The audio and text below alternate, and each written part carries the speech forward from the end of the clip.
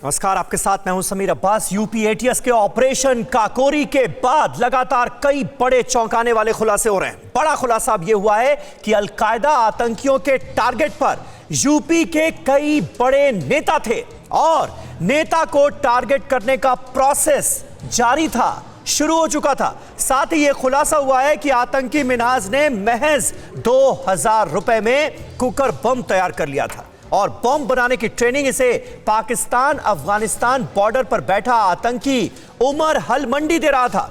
इसके अलावा काकोरी से फरार आतंकियों की तलाश में एटीएस का पूरे यूपी में इस वक्त बड़ा ऑपरेशन चल रहा है। कानपुर से 4 और संभल से 2 संदिग्धों को दबोच लिया गया है। एमपी में भी टेरर का अलर्ट जारी कर दिया गया है। खबरें और खुलासे और भी कई हैं, बड़े हैं, आपको बताएंगे। लेकिन सबसे पहले शुरुआत कर रहे हैं अहम खबर के साथ, और वो अहम खबर ऑपरेशन काकोरी से जुड़ी हुई है। ऑपरेशन काकोरी के बाद एटीएस की ताबड़तोड़ रेड का सिलसिला जारी है।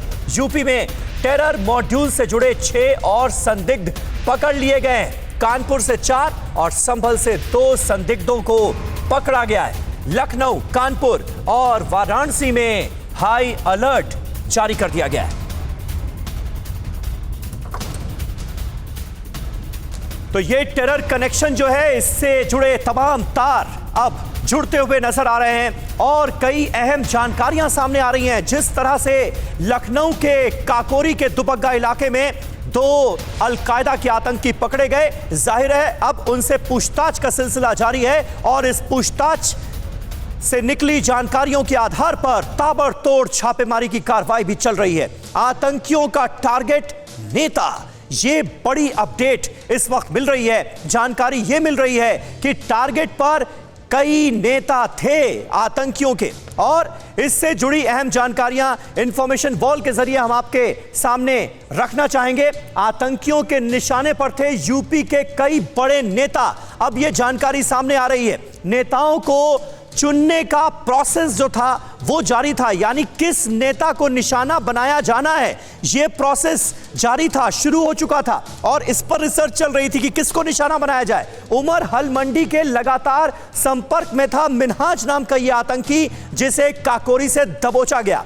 यूपी चुनाव में भी दहशत फैलाने की इनकी साजिश थी। हम सब ये जानते हैं यूपी में चुनाव नजदीक है और इंटरनेट के जरिए अलकायदा से यह मिन्हाज नाम का आतंकी जुड़ा हुआ था और अलकायदा के आतंकियों के साथ इंटरनेट के जरिए कनेक्शन बनाए हुआ था। यह अहम जानकारी मिली है और अब बड़ी बात यह निकलकर सामने आ रही है कि आतंकियों के टारगेट पर कई नेता थे। किसको निशाना बनाया जाना है, बाकायदा इसको लेकर रेकी की जा रही थी और उस पर काम चल रहा था, प्रोसेस शुरू हो चुका था। यह जानकारी मिल रही है। हमारे साथ कई खास मेहमान इस वक्त जुड़ रहे हैं क्योंकि इन खुलासों पर कई अहम जानकारियां आपके सामने रखनी है और एक्सपर्ट से बात करके सही तस्वीर क्या है वो भी आपके सामने रखने की कोशिश करेंगे।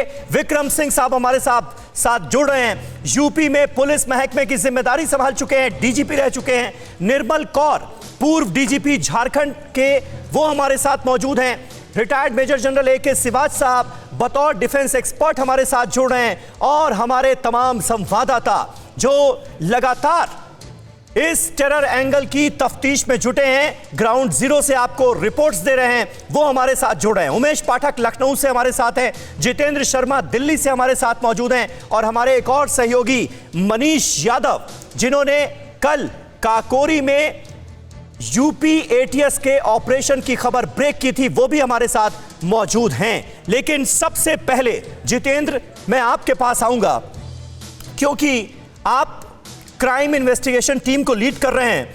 यह बताइए कि इस वक्त इन्वेस्टिगेशन किस तरह की चल रही है, कौन कौन सी अहम जानकारियां सामने आई हैं और ये जो अहम खुलासा हुआ है कि कई नेता जो थे वो आतंकवादियों के टारगेट पर थे, बाकायदा रेकी चल रही थी, रिसर्च हो रही थी, किसको निशाना बनाया जाए, ये प्रोसेस ऑन हो चुका था। इससे जुड़ी क्या अहम डिटेल आपके पास है?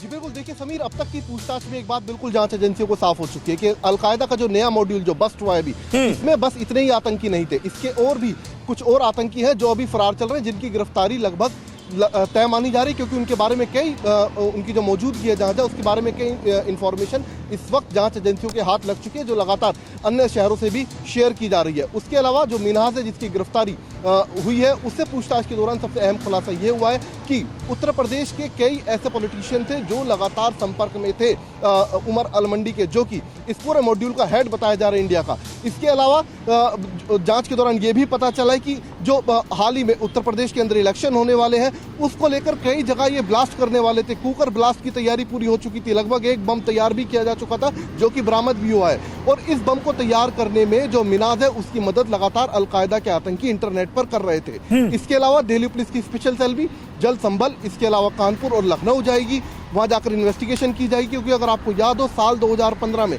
AQIS का जो हेड था मोहम्मद आसिफ, उसकी गिरफ्तारी दिल्ली पुलिस की स्पेशल सेल ने संभल से की थी। तो जाहिर सी बात है अब संभल से तार जुड़ते नजर आ रहे हैं, तो कुछ और गिरफ्तारियां जल्द हो सकती हैं। 2 लोगों की और गिरफ्तारी संभल से, माफ कीजिएगा, हिरासत में उनको भी लिया गया है, जिनसे लगातार क्वेश्चनिंग चल रही है। जी बिल्कुल बिल्कुल। अड़ी सोमवार से शुक्रवार शाम 6 बजे सिर्फ TV9 भारतवर्ष पर।